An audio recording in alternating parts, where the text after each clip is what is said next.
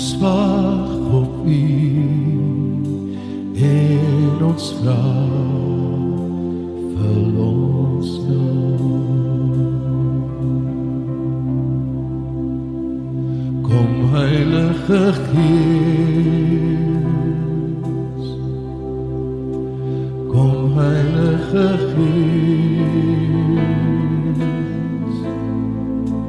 kom Heilige Gees en nou oor ons neer. Vul ons met die krag, vul ons met die hart, vul ons nou. Bruikbaar en gereed, staan ons voor U Heer, stuur ons nou.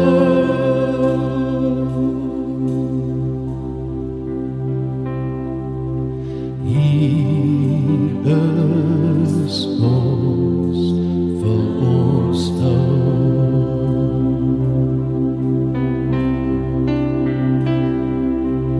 Hier is ons, vul ons nou.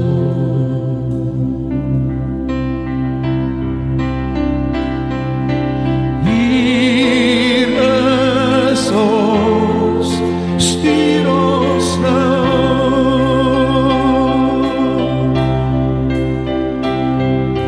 Hier is ons, stuur ons nou. Vul ons met die krag, vul ons met die hart, vul ons nou. Bruikbaar en gereed, staan ons voor U Heer, stuur ons nou. Kom Heilige Gees, kom Heilige Gees, kom Heilige Gees en nou oor ons neer.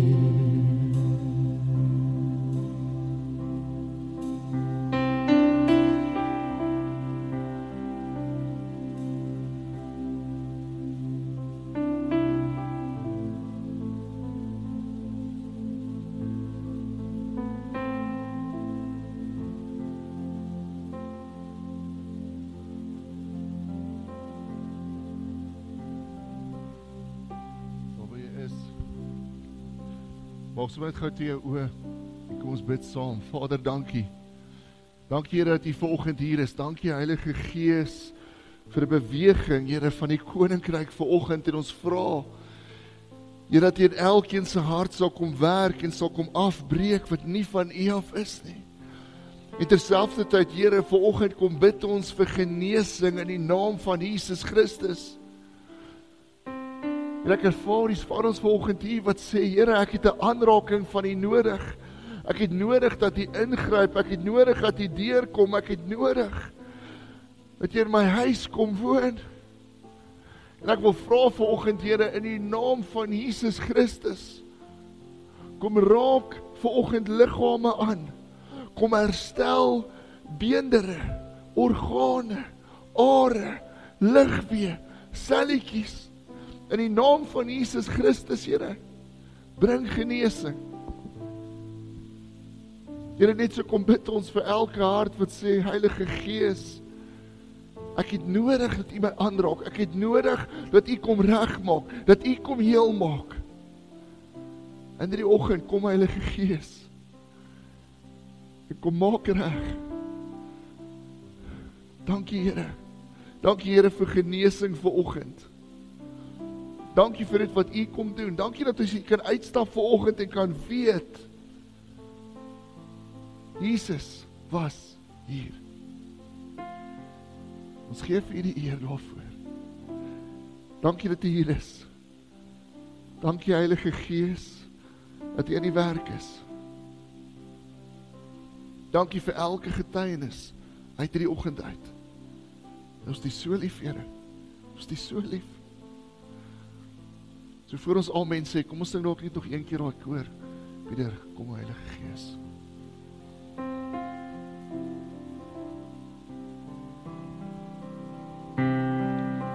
Kom Heilige Gees, kom Heilige Gees,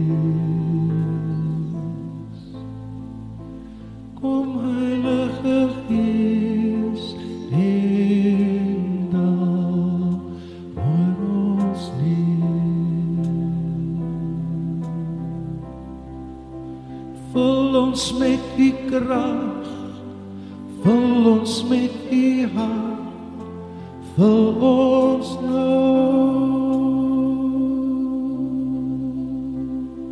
Bruikbaar en gereed, staan ons voor die Heer, stuur ons nou. Kom Heilige Gees, kom Heilige Gees, kom Heilige Gees, en daal oor ons neer.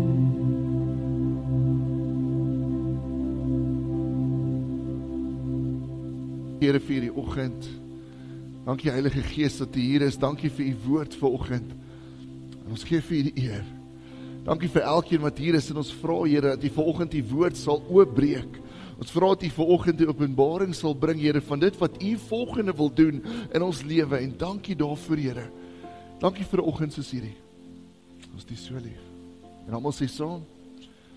Amen. Amen. Jy is welkom om jou sitplek in te neem.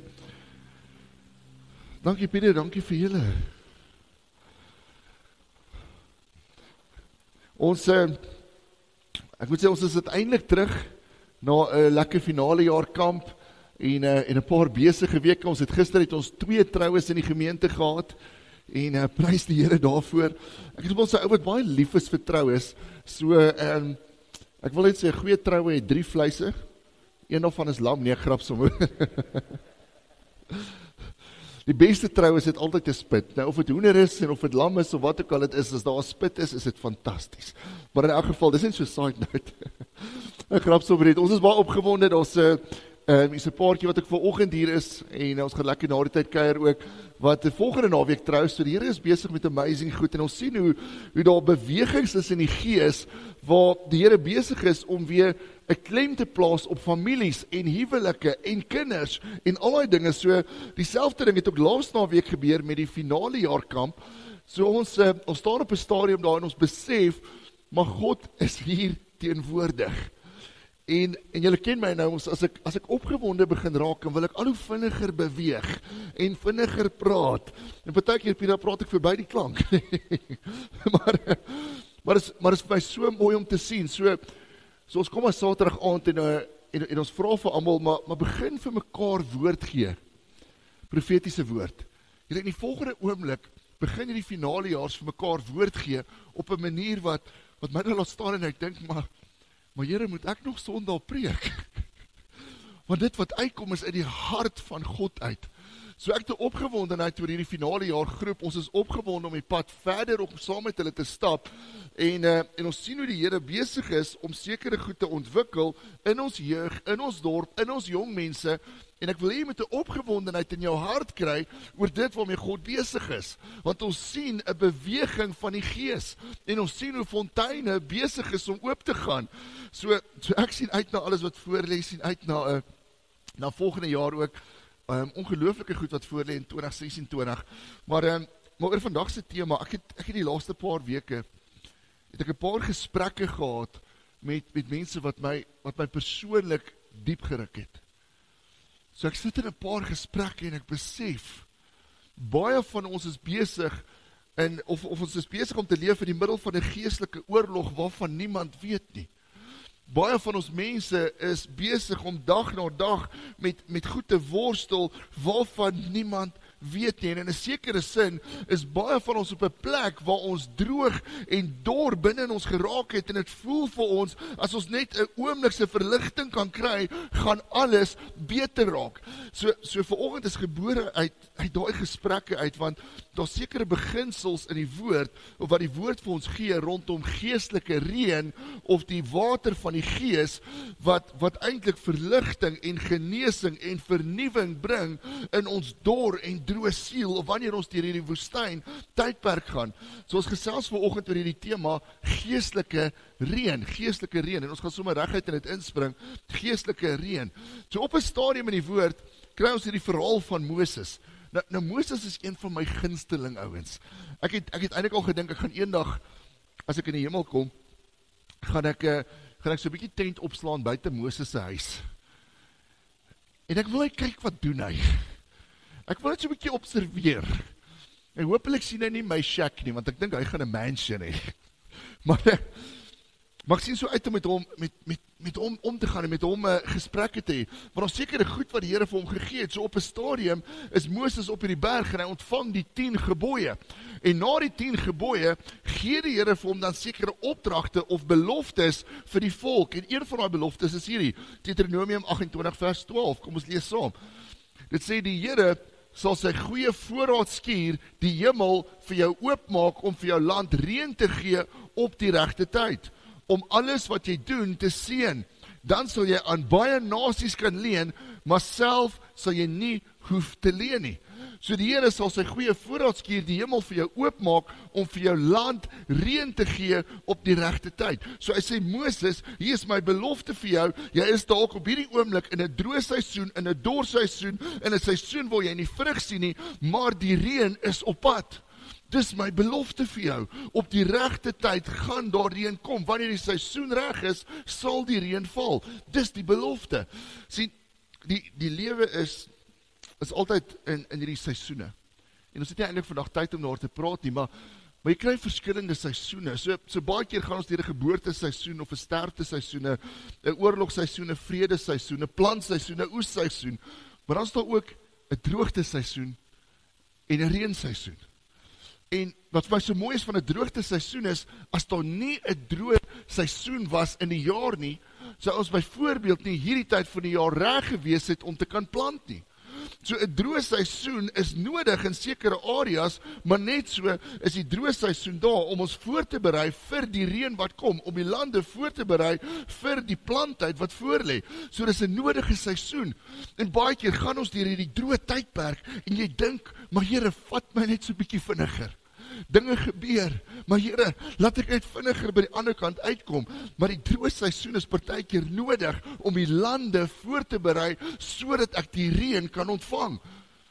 Maar 'n droë seisoen beteken niks as daar nie reën na dit kom nie. So albei is nodig. Maar dan kry jy sekere seisoene waar die droogte so bietjie langer aanhou. En waar jy begin wonder, maar Here, gaan daar uitkoms kom? Waar jy begin honger raak en dors raak in jou siel vir geestelike water. Daar kom seisoene in ons lewe waar dit vir ons voel, ek het nodig om net daai oomblikse verligting te kry. Waar dit vir my voel, ek is besig om uit mekaar uit te val, en is in 'n sekere sin daai seisoen waar ons vanoggend praat, daai droë en dors seisoen, waar ek hierdie honger en hierdie dors in my siel het. Waar ek voel, ek kort net 'n oomblik se reën. Kan ek dit sê, dis vir ons so mooi om Delmas se reën die laaste ruk te beleef, en ek weet ons kort nog groot reën, maar as dit reën in Delmas, reën het ten minste vir 'n oomblik kliphard. En die mooi ding van die reën is, ek weet nie of jy geweet het nie, maar kinders hou daarvan om in die reën te speel, maar in die reën is daar modder. So elke keer as die reën kom, dan wil daai seentjies van ons modder toe. En is fantasties. Maar wat jy ook baie vinnig leer in Delmas, is jy leer om nie wit te dra as dit reën nie. Want alles gaan rooi word. Al word dit mooi, maar dit word rooi. Maar dit is vir my so lekker om in die oomblikke se reën te om te sien hoe die modder daar is, en om te sien hoe die kinders speel, en te sien hoe hulle self geniet. So ons love it. So in die lewe het jy die twee seisoene in die lewe en in die natuur. Jy het 'n droë seisoen en jy het 'n reënseisoen. Wat vir my so mooi is van die woordjie reën in Deuteronomium 28 is hierdie. Reën stel nie net fisiese water voor nie, dit stel ook geestelike water voor. So kom ons lees gou saam. So reën verwys ook na hierdie dinge. So dit beteken ook of verwys ook na die Heilige Gees, vernuwing of genesing, die wegspoel van sonde soos met Noag se tyd, nuwe lewe of dan God se totale autoriteit oor enige droë seisoen. So met ander woorde, God het hierdie vermoë om in die droogste seisoene van ons lewe reën te stuur, om in die droogste seisoene of woestynseisoene van ons lewe riviere te vorm wat vloei en wat lewe bring, om water te stuur wat verligting bring, om water te stuur wat genesing bring. So selfs in die middel van ons droogste en dorste seisoene het die Here 'n vermoë om in my siel, in my gedagtes, in my huwelik, in my families, lewende water in te bring, wat skielik saadjies van die Gees laat ontkiem en lewe bring, wat ek nog nooit gehad het nie. Baie keer dink ons, my huwelik is te ver weg. Ek het te lanklaas God sien werk daar. Of ek het te lanklaas die Here sien werk in ons skool. Ek het te lanklaas die Here sien werk in hierdie lande. Maar die Here het te vermoë deur die Gees om reën te stuur op die regte tyd. Hy het te vermoë om reën te stuur wat lewe bring, wat vernuwing bring, wat genesing bring. Hy het te vermoë om 'n droë seisoen in 'n oomblik te eindig. Maar baie keer is ons nie reg om daai reën te ontvang nie. Sien, hy kan in enige oomblik reën stuur, maar ons het nodig om seker te maak, ons lande is geploeg. Ons het nodig om seker te maak dat ons opgaardam in die Gees nie gate in het wanneer die reën kom nie. Sien, die Gees is altyd reg om iemand te bedien. Die Gees is altyd reg om iemand te bedien. So ons sien byvoorbeeld hoe die Heilige Gees, Galasiërs 4:5, sê die Gees van God gaan oor die aarde en hy soek na hulle wie se Gees uitroep, Abba, Vader. Abba Vader, en eintlik, Abba Vader, ek het U nodig. Abba Vader, dis droog en dor in my, en ek het verligting of genesing of nuwe lewe nodig. Die Gees is die heeltyd besig om oor die aarde te gaan, en dan het hy hierdie besondere vermoë om in ons droogste seisoen in te kom en ewe skielik genesingsreën of verligtingsreën of vernuwingsreën te stuur. En is altyd in daai oomblik as jy dink, maar Here, ek kan nie nog 'n oomblik so aangaan nie. Here, ek kan nie nog een tree gee nie. En dan skielik gryp die Gees in. En in daai oomblik weet jy, hierdie was my Jesus. Ek kon dit nie alleen doen nie. Ons lees in Johannes 9, lees ons van hierdie blinde man. En hierdie blinde ou kom na Jesus toe, en die disippels vra vir hom, hulle sê, maar Jesus, hoekom is hierdie ou blind? Het sy familie gesondig? Is daar 'n vloek oor hom? So in die antieke tye het hulle geglo, as iemand blind was daar 'n vloek oor hulle. En dan antwoord Jesus vir hulle hierdie. Ons lees gou Johannes 9 vers 3. Dis nie deur sy eie sonde nie, en ook nie deur sy ouers se nie, maar hy is blind. Hoekom? Sodat die werke wat God doen in hom gesien sal kan word. Sodat die werke wat God doen in hom gesien sal kan word. So hy is blind, sodat die werke wat God doen in hom gesien sal kan word. En dan gebeur daai ding, waar Jesus voor hierdie man staan. En dan spoeg hy in die grond. Kan jy dink as jy blind is, en iemand staan by jou en spoeg, wat gaan deur jou gedagtes? En dan maak hy modder, en hy smeer dit op sy oë, en hy sê, gaan was jouself in die Siloambad. En dan gaan was hy homself, en toe die oomblik, toe hy die modder af was, kan hy sien. En dan stap hy rond in die stad, en mense vra vir hom, hulle vra maar hoe is dit moontlik dat jy kan sien? Hoe is dit moontlik? En dan sê hy, daar is hierdie ou met die naam Jesus.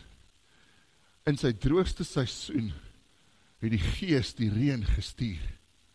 En dan kry hy die genesing vir sy blindheid, maar ook genesing vir sy siel, genesing vir elke leuen wat gesê het, hierdie ding is vir altyd by my, ek sal nooit goed genoeg wees nie, ek sal nooit genees kan word nie.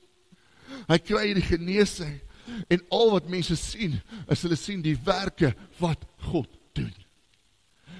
sien elke droë seisoen het 'n doel. Elke droë seisoen het 'n doel. So God veroorsaak dit nie, maar hy gebruik dit. Hoekom? Sodat die werke wat God doen in jou gesien sal word, sodat ons op 'n plek sal kom as daai genesingsreën op my huwelik val, of op my depressie val, of op my siekte val, dat ek sal sê, maar look what the Lord has done. Kyk na my Jesus, aanskou die werke van my God. Dis die doel van die droë seisoen. Daar's 'n doel in waar ons partykeer is. Ons het al sulke oomblikke gehad, waar ons besef het, as God nie nou ingryp nie, gaan ons dit nie maak nie. En is dit nie mooi hoe die Here baie keer in daai oomblikke reën stuur vir jou siel en alles verander nie. Hy het hierdie besondere manier om reën te stuur in 'n droë seisoen. En hy stuur dit op 'n manier waarin ons as mense nooit sou kon dink nie. Hoekom? Sodat mense sy werke sal sien, sodat hulle sal weet, maar hierdie was Jesus. Maar ons het nodig om reg te wees, om hy reën te ontvang. Ons het nodig om seker te maak, ons lande is geploeg. Ons het nodig om seker te maak, ons opgaardamme is reg. Wat vir my so mooi is van opgaardamme in Delmas, ek weet nie of jy al gesien het nie, maar soos jy ry is daar, vir alles het gereën het, is daar 'n hele paar opgaardamme, veral buite die dorp, nie noodwendig in die dorp, maar buite die dorp. Ek besef nou die dag, nou is ek op pad daar na Tapkar se kant toe, en soos ons ry, reën het. En ek besef, soos ons ry, en ek draai van die pad af, besef ek, maar hier's 'n klomp opgaardamme. Die ding is, dit is nie noodwendig langs die pad nie, dis in die pad. En as jy vinnig oor hom gaan, dan skep ons werk vir Arielle by die bandeplek. Ons maak 'n donasie aan rubber. Maar as hierdie opgaardamme, en dit laat dink my aan 'n opgaardam waar ons gaan eendag na hierdie kamp toe, en ry ons verby Theewaterskloof. Nou Theewaterskloofdam is waarskynlik een van die grootste damme in Suid-Afrika, as dit nie die grootste een is nie. En ongelooflik, so ons ry verby, en as jy kyk na Theewaterskloof, dan kyk jy vir kilometers oor die dam, en jy sien nie die einde nie, en hy gaan so tussen die berge deur, en al die dinge, en Theewaterskloof, as hy vol is, kan so 480 biljoen liter water hou. Biljoen met 'n B. Dit beteken, hy kan vir 'n paar provinsies water gee, as hy vol is. So ongelooflike dam, Dis nie soos Delmas dam nie. Maar ons prys die Here, die water gaan inkom nie. Maar dit is 'n ongelooflike groot dam. So hy het die vermoë om vir 'n klomp plekke water te gee. Maar Theewaterskloofdam het hierdie een probleem. En dis oor die laaste paar jaar het daar sand begin invloei in die dam in. En daai sand het begin sandbanke vorm wat al hoe dieper en dieper raak, wat beteken dat daar miljoene liters water elke jaar in die sand in wegsyfer. So hulle verloor ongelooflik baie, en hulle suiweringsprojekte kan nie bybly nie, want daar's te veel sand. So die sand keer die heeltyd die water. Die sand maak dat daar nie drinkbare water uit daai dam uit kan kom nie. En is dieselfde in ons gees en in ons siel. Ons gees is veronderstel om hierdie opgaardam te wees vir die reën van die gees. Maar waar ons lewende water kan stoor, en water kan trek, en water kan drink as ons dit nodig het, of as ons swaar kry, of as iemand rondom ons sê, maar ek het 'n oomblik se verligting nodig. Ons is veronderstel om hierdie opgaardam in die gees te wees, wat kan oorloop en kan uitdeel soos dit nodig is. Maar baie keer sit ons met hierdie sandbanke in ons siel, en die water van die gees syfer weg.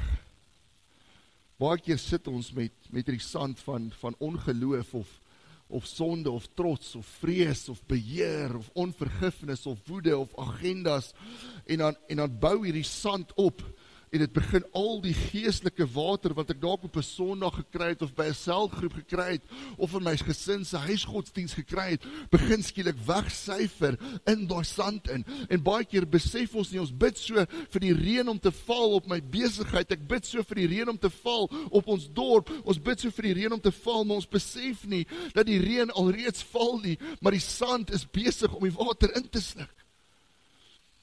Maar hier is wat vir my so mooi is.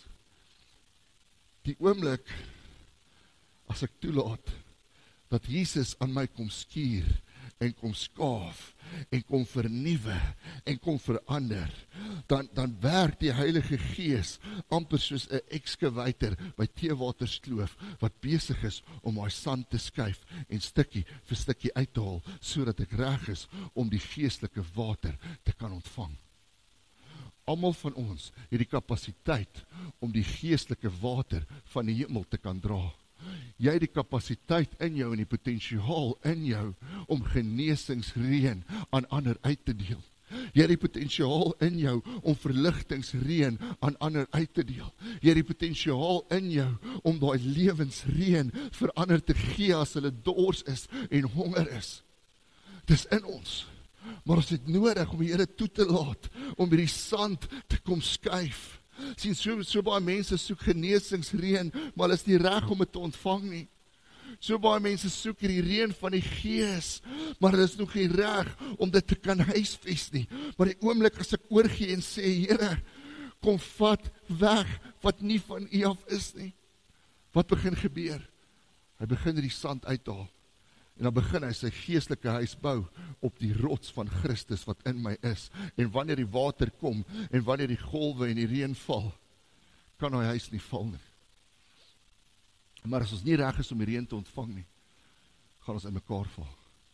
Ons het so 'n paar jaar terug, hele paar jaar terug, ek het groot geword in Messina, waar daar op die Limpopo grens is.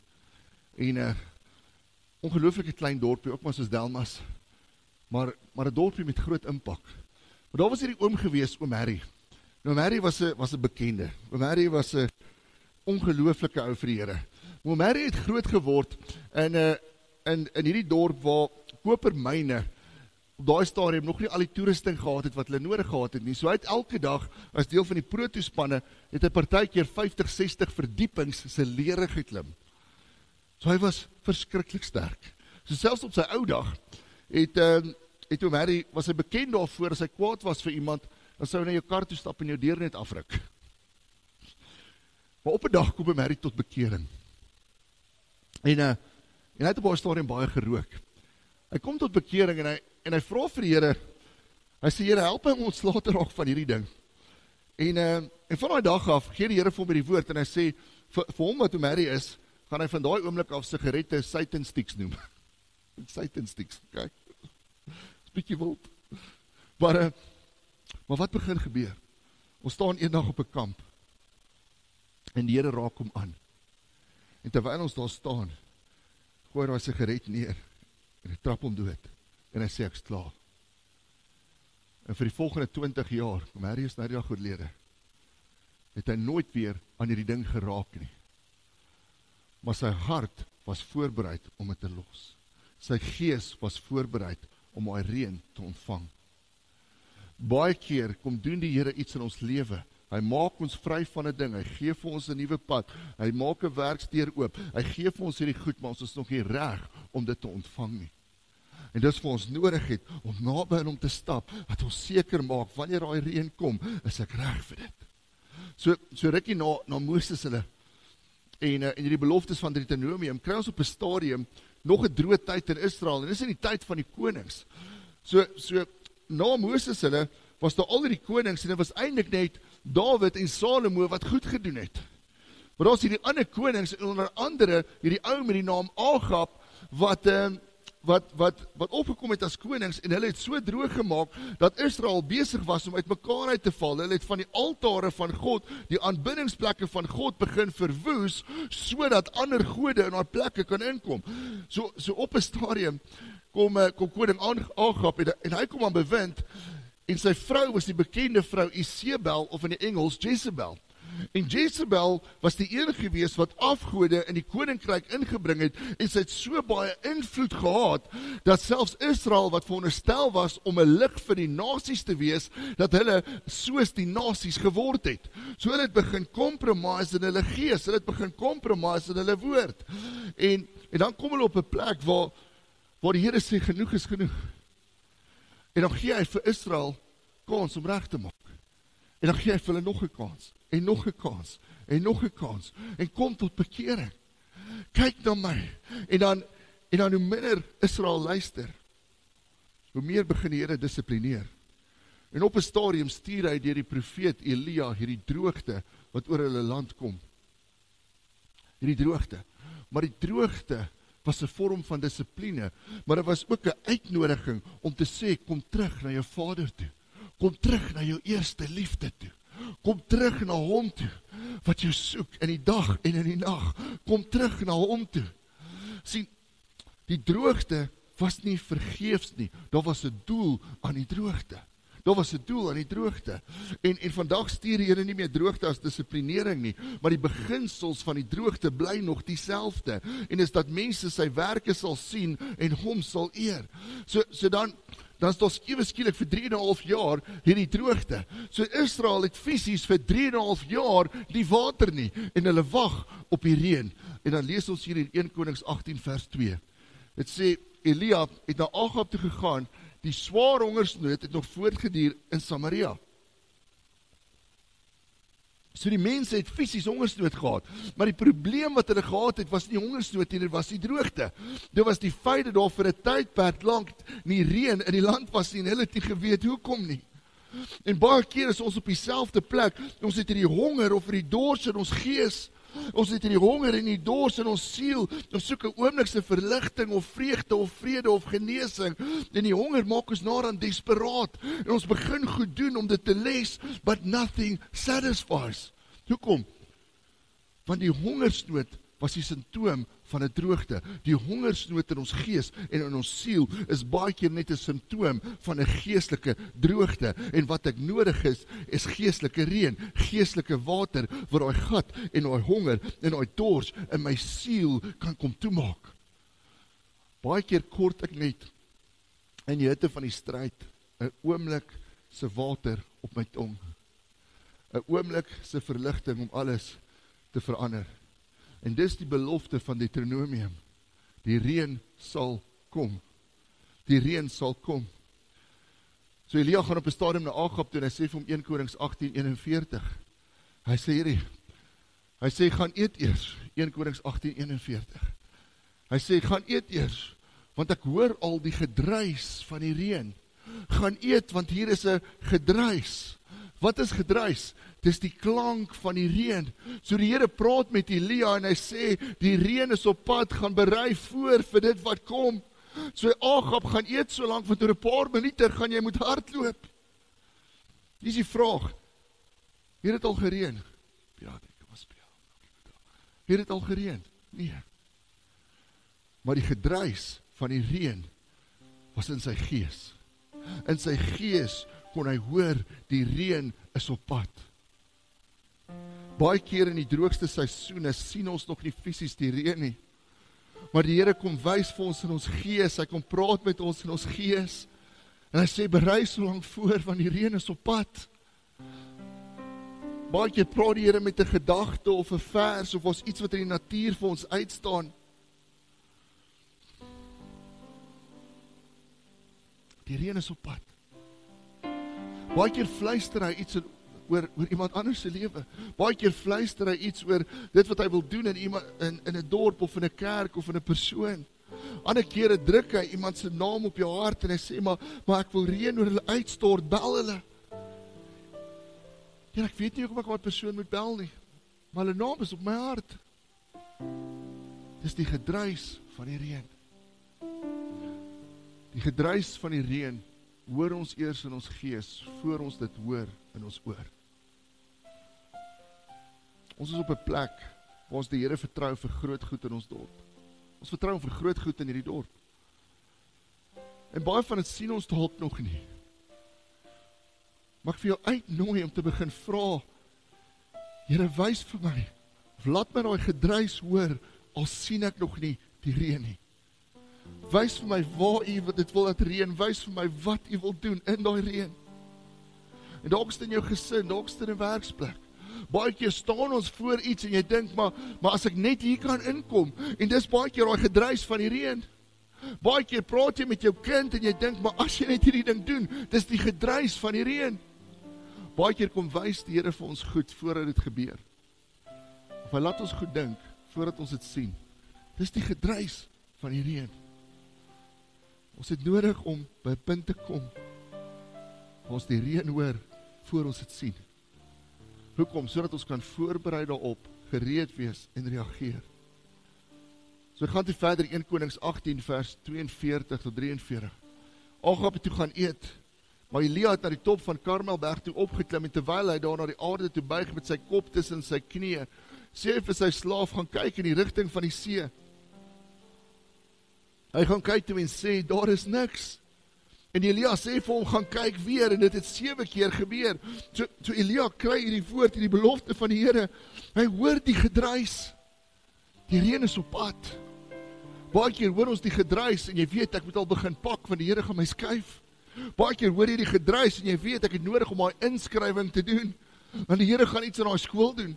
Baie keer hoor jy die gedruis, ek het nodig om te begin wegsit vir dit wat kom. Uit die belofte van die Here. Dan gaan hy op Karmelberg toe, en hy gaan sit, letterlik met sy kop, tussen sy knieë. En die rede hoekom hy dit gedoen het is, hy wou afsonder vir God. Hy wou seker maak dat hy reg hoor, dat die belofte die waarheid is. Maar daar's 'n tweede rede. Die tweede rede is, in die antieke tye was daai die posisie wat geboorte voorgestel het, gesimboliseer het. So die oomblik toe hy op Berg Karmel kom, gaan sit hy, en hy bid en hy sê, Here, gee geboorte aan hierdie belofte, gee geboorte aan hierdie woord. Here, bring dit in, en hy vra vir die Here, om geboorte te gee aan hierdie woord, aan hierdie belofte, aan hierdie reën, wat hy al in sy gees kan hoor. Sien, die Here wil nie net hê dat ons sit met hierdie gedagtes van iets wat kan gebeur nie, van die potensiaal van reën nie. Hy wil hê dat ons dit hoor, hy wil hê dat ons dit sien, hy wil hê dat ons saam bid, dat hy geboorte kan gee daaraan in 'n dorp, of in 'n plek, of in 'n gesin. Hy bid, Here, gee geboorte hier aan. En hy het die aandeel in die reën wat begin uitsak. Ons bid vir ons dorp. En ons weet, hier is beloftes in Delmas. Hier is beloftes vir die dorp. Maar dit gaan nie gebeur, of gaan nie verander, as ons nie aktief begin deelneem aan dit wat God wil doen nie. En as ons begin bid en sê, Here, gee geboorte aan dit wat U beloof nie. Hy gaan dan verder, Elia kyk op, hy roep sy slaaf, gaan kyk of enige reën is. Elia, daar's niks. En dan vra hy vir hom 'n tweede, derde, vierde, vyfde, sesde keer, en dan op die 7de keer lees ons hierdie. Na die 7de keer het hy kom sê, 'n wolkie so groot soos 'n man se hand, kom uit die see uit op. Elia sê toe, gaan sê gou vir Agab, span in en gaan van die berg af, anders sal die reën jou vaskeer. Maar Elia, dis 'n wolkie so groot soos 'n man se hand. Dis 'n man se hand. Dalk was die wolkie hoog. Maar Elia kyk op, en hulle sien hierdie wolkie. En dis vir hom iets. Voorheen was daar niks, en nou is daar iets. En dis al wat Elia nodig gehad het. Die oomblik toe hy die gedruis van die reën in sy gees hoor, en hy kry snif in die neus, dat daai klein wolkie, wat dalk hoog in die lug sit, van God af is, begin hy reageer in geloof, en hy begin vir hulle sê, kom van die berg af voor die reën julle vaskeer, hy begin reageer op die woord. Maar Elia, dis 'n klein wolkie, maar daai klein wolkie was vir hom genoeg, om 'n volgende stap te neem. Baie van ons het al gebid, en ons het die beloftes van die Here afgekry, of ons lees sy woord, en ons glo sekere dinge vir ons huise, vir ons werke, vir ons gesinne, ons besighede, ons skole, ons kerk. Baie keer bid ons, en ons sien nie die vrug nie. En daarom berei ek ook nie voor vir dit wat kom nie. Ek kry nie my strukture, my gesin in plek nie. Baie keer bid ons, en ons sien nie God deurkom nie. Wat het Elia hulle gedoen? Gaan kyk nog een keer. Wat vra hierdie woord van ons? Bid nie net een keer nie, maar 'n tweede keer, en 'n derde keer, en 'n vierde keer, en 'n vyfde keer, en 'n sesde keer. En as jy by 6 kom, moenie stop nie, want partykeer kom die reën by 7. Partykeer kom die verligting by 7, partykeer kom die wonderwerk by 7. So hy bid. Dan sien hy die wolkie. Dan gaan ons verder, vers 45. Toe hulle nog praat, het die lig donker geword van die onweerswolke. Die wind het opgekom en groot reëns het uitgesak. Agab het op sy wa geklim en na Jesrael toe gery. Die mag van die Here het vir Elia in besit geneem en hy het sy mantel opgebind en voor Agab se wa uitgehardloop tot waar die pad uitdraai na Jesrael toe. So na 3,5 jaar is die droogte verby, die reën het neergeval. Wat is daai ou liedjie? Reën val neer in die vloedstuigel. Net sê dankie vir sy kleuterskool. Leer al die liedjies weer. Na al die jare van droogte, val die reën weer. Het dit gelyk soos Elia gehoop het? Nee. Baie keer bring die Here reën in die middel van die droë seisoen, nadat ek aanhou bid en aanhou glo en aanhou bid en aanhou glo en aanhou bid en aanhou glo, en na die 7de keer of die 70ste keer, sien ek ewe skielik 'n klein wolkie, en as ek daai wolkie sien, moet ek reageer op die woord. Maar baie keer lyk daai reën wat dan val, nie soos ons gehoop het nie. Maar hier is die ding, daai klein wolkie word 'n storm. Daai klein wolkie word so groot dat hulle se vaskeer op die berg. My laaste ding, toe die reën neerval op die berg, was dit nie net vir Elia en Agab nie, dit was vir die hele volk. Dit was vir almal. Die oomblik as daar geestelike reën op 'n persoon val, is dit vir die hele volk, die hele dorp. Jare terug was, en ons neem nog steeds deel daaraan, maar jare terug was daar baie groot beweging in ons gemeente, kampbeweging, waar baie van ons gemeente elke naweek of elke tweede naweek of so by woord en aksie betrokke was. En daai klein groepie wat daar was, het die geestelike reën gekry. Maar die reën het nie by hulle gestop nie. Toe hulle terugkom, het hulle die reën kom uitdeel. Want hulle opgaardamme was reg, hulle lande was geploeg, en hulle kon daai reën kom uitdeel, en daai wat vir een klein groepie was, daai geestelike reën, die lewe wat hulle ontdek het oorgespoel na hierdie gemeente en hierdie dorp. En almal kon deel in die reën en gevoed word deur die Gees. Die reën is vir almal. Deuteronomium 28 sê, dis ook vir die nasies rondom ons. En daarom as dit reën op een persoon, gaan ons dit vier. En hierdie gemeente, as een persoon gesond word, gaan ons dit vier. As een persoon 'n werk kry, gaan ons dit vier. As een persoon, of een gesin, of een paartjie skielik swanger word, nadat hulle nie kon nie, gaan ons dit vier. Hoekom? Want as die reën val op een, gaan dit val op almal. En daarom is ek opgewonde in my gees. Ek is opgewonde vir dit wat die Here doen. En ek wil jou vandag aanmoedig, as jy sit in 'n droë seisoen, moenie ophou bid vir die reën om te val nie. Maak intussen seker dat daar opgaardam van die Gees reg is. Maak seker dat daar nie sand vorm in jou hart en in jou siel nie, sodat wanneer daai geestelike reën val, jy dit kan opvang en uitdeel. Wanneer daai genesing kom, jy kan opvang en uitdeel. Wanneer daai deurbraak of daai wonderwerk kom, dat jy kan opvang en kan uitdeel. Maak seker, jy kan die geestelike genesings, lewensreën opvang en uitdeel.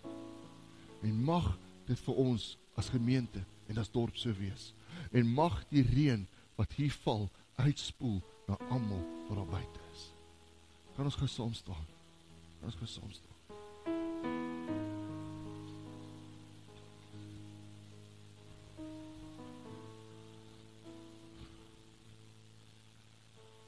Of jy vra daar weer staan, maak dit gou toe jou oë. Heilige Gees, dankie. Dankie vir dit wat U vanoggend kom doen. Here, ons kom bring vanoggend elke honger en dors gees en siel na U toe. Almal wat sê, Here, dit is droog in my gesin. Dit is droog in my gedagtes. Ek kort 'n oomblikse verligting. Dalk is daar iemand in jou lewe wat nodig het om daai geestelike genesingsreën te ontvang. Dan wil ek nou vra, Here, in die naam van Jesus Christus, stort U reën uit. Bring water, Here, wat lewe bring, en mag dit nie wegsyfer in die sand van ons siel nie. En dankie daarvoor, Heilige Gees. Dankie vanoggend vir genesing en wonderwerke. Dankie vanoggend vir getuienisse van 'n God wat water bring in die middel van die grootste droogte. Here, of dit in die gees is, of dit in die natuur is. Here, ons kom bid ook vir reën en vir water vir ons dorp. Ons kom bid vir water vir die landerye hier rondom, vir die plase. Dankie Heilige Gees vir reën wat val. Dankie Heilige Gees vir nuwe lewe. Dankie Heilige Gees vir asem, vir 'n oomblikse verligting wat U het opgedaag. En mag ander in ons lewe sien, Here, die werke van U hande. Mag ons soos daai blinde man dan verkondig, maar hierdie was Jesus. Ons bid vanoggend vir daai reën om te val op elke gesin, op elke persoon, op elke familie, op elke besigheid en op hierdie gemeente. En op elke gemeente in hierdie dorp. Dankie, Here, vir U reën in hierdie droë tyd vanoggend. Ons gee vir U die eer. En almal sê saam. Amen. Kan ons afsluit met die laaste lied? Dankie. Dankie, Here. Almal wat ons het, almal in pyn, Hy is die water wat lewe gee. Deur sy genade was hy jou skoon, en in sy liefde maak hy jou hart weer heel. Kom hier, Jesus, kom hier, Jesus, kom. Bring al jou hartseer en al jou kwaad, lê dit voor God neer, en laat hy dit vir jou dra. Sy liefde oneindig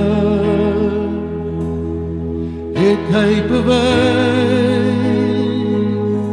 met Jesus se lewe, vir ons elkeen die kruis betaal. Kom, o Heilige Gees, kom,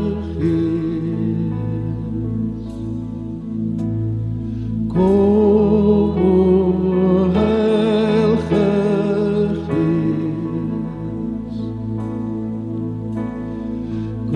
kom hier, Jesus, kom. Kom hier, Jesus, kom. Kom, o Heilige Gees. Kom, o Heilige Gees. Almal wat ons het,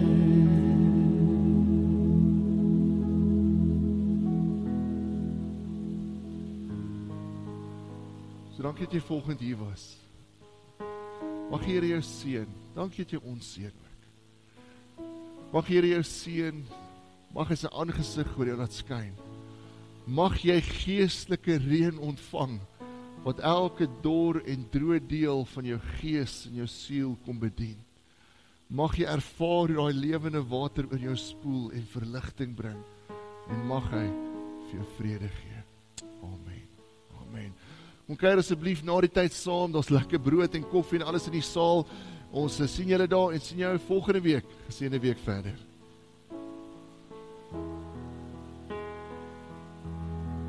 Almal wat ons het, almal in pijn, hy is die Vader wat lewe gee.